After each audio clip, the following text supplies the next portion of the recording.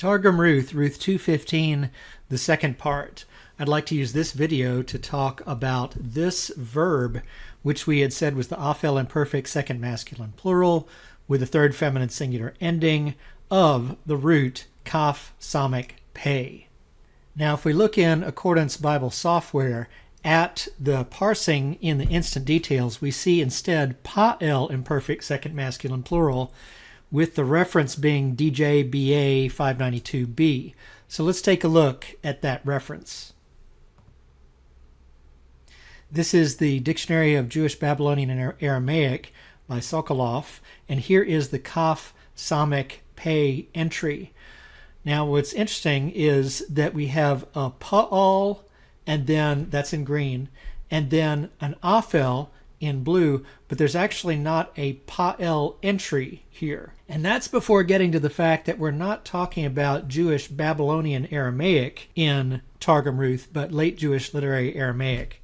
So let's now take a look at the text of Targum Ruth in the Comprehensive Aramaic Lexicon Project and look at the parsing for that word.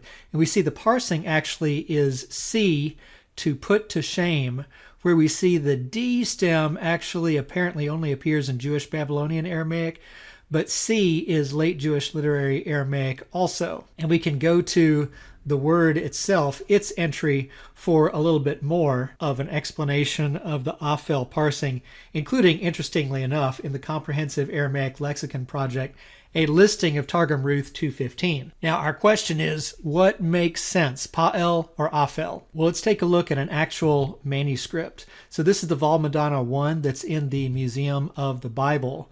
And here is the word in question. And we notice if it were a pa'el, we would expect a doubled middle radical on that samic, but it's not there. And then of course we ask, where's the aleph for an aphel prefix? But as we have seen before in late Jewish literary Aramaic, the aphel frequently deletes, so we really don't have the help of an aleph to know we're looking at an aphel.